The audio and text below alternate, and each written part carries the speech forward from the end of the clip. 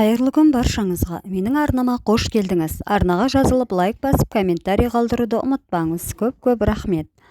Алғашқы уахи. Бұл кезде Меккедегі бай мен кедейдің арасы әбден ажырап біткен еді.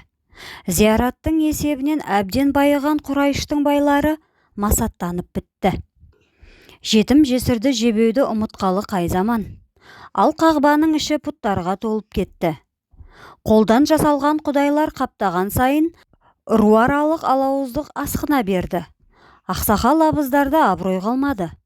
Байманаптарға ғана жалпылдап жағымпазданатын малкеуден надандар қаптады. Сахарда жаяу жалпы ел аралау өте қауіпті еді. Жол торыған ұры-қары сұрауы жоқ мүсәпірді өлтіре салатын. Ел ішінде жын перімен тілдесетін сиқыршылар көбейді. Оларды кахин деп атайтын. Олардың тағы бір белгісі аяқ астынан ақын болып кететін. Ондай ақындар сөз сатумен айналысатын. Қай бай ақылсыз тойдырса, соның құдайы мен ата-бабасын сағаттар бойына мақтап жыр оқитын. Мұхамбет оларды жек көретін. Ол осындай кезде елден жырақтап, Хира тауындағы үңгірге барып, ораза ұстап, ойланып толғанып отыратын. Түндерді тағатпен өткізіп, елінің надандықтың балшығынан тезірек шығуын Құдайдан тілейтін. Бұл кезде оның жасы қамал алатын 40-қа келген еді. Бір күні ол үңгірде отырғанда көзі ілініп кетті. Сол кезде оны біреу, «Әй, Мұхамбет, тұр!» деп оятты. Қараса, бейтаныс біреу төніп тұр. Ол үңгірден сыртқа қарай жүгірді. Мұхамбет ізіне ілесті. Кенет күтпеген оқиға болды. Әлгі адам қолдарын қағып жіберіп еді, қанат пайда болып көкке көтерілді.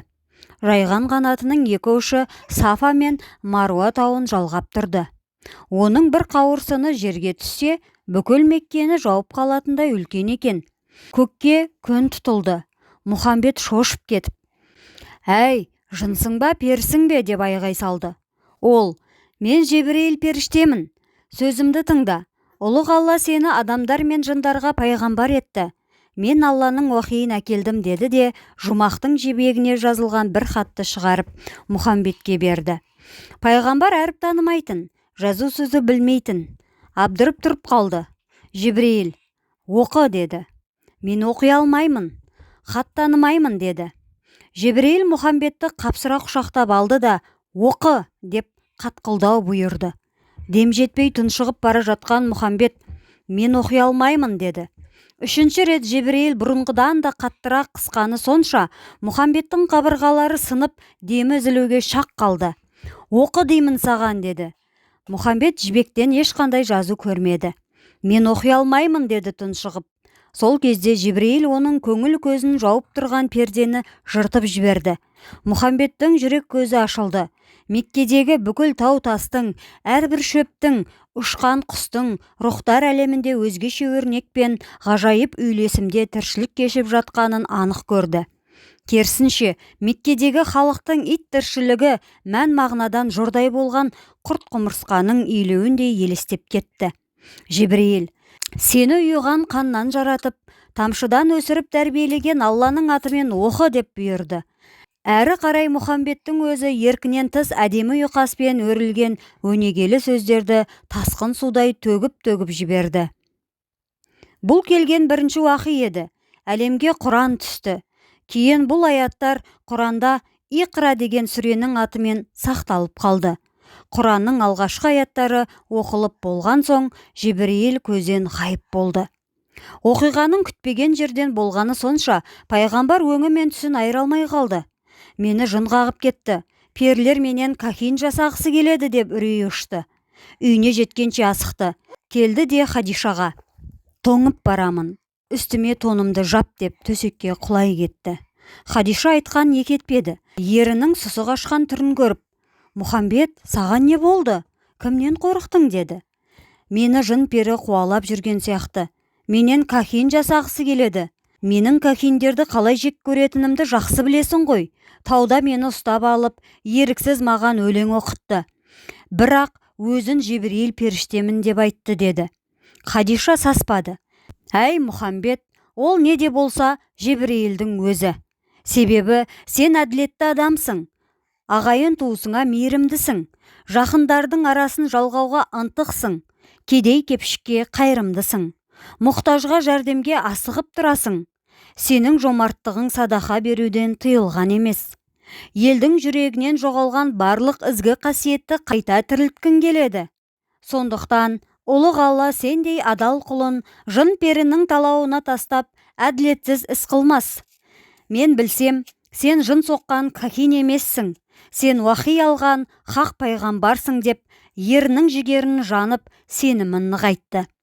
Мұхамбет істің байыбына бармай кесіп ештеңе айтпайтын. Бұл жолы да ләм-лем демей сабыр сақтап әліптің артын бақты. Көп кешікпей уахи екінші мәрте келді. Мұхамбеттің періштелермен бетпе-бет келуі жиіледі. Сондай бір күні Хадиша көңілдегі күмәннің толық айығуы үшін мынандай амал ойлап тапты. Ол: Мұхамбет, егер тағы да Жебірейіл келсе, маған дереу білдір. Мен орамалымды шешіп, шашымды шығарамын. Жын болса шашқа жабысады, періште болса ұялып қашуы керек деді. Бір күні періште уахи алып тағы келді. Оны көргенде Мұхамбет сақтық қылып бүркене түсті. Ол пайғамбарға тақап келіп: «Әй оранған пенде, орныңнан тұр да міндетіңе кіріс» деді. Сол сәтте Хадиша күйеуінің қобалжулы түрінен уахи келгенін ұқты. Ол орамалын шешті де шашын жая бастады. Періште сол заматта ғайып болды.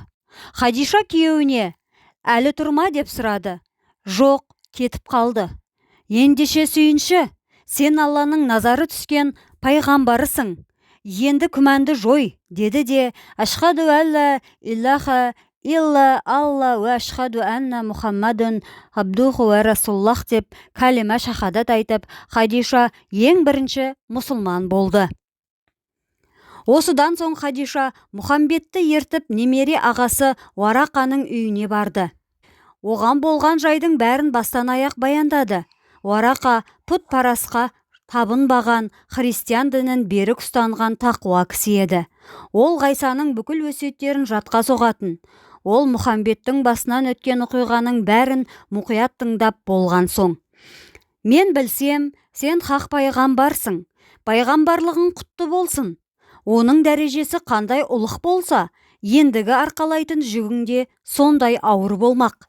Хадиша, сен тұңғыш мұсылмансың. Құтты болсын бақытың. Бұл бақытты енді қолдан берме. Мұның жолында мал түгіл жаның пида болса да белді бекем бууың керек.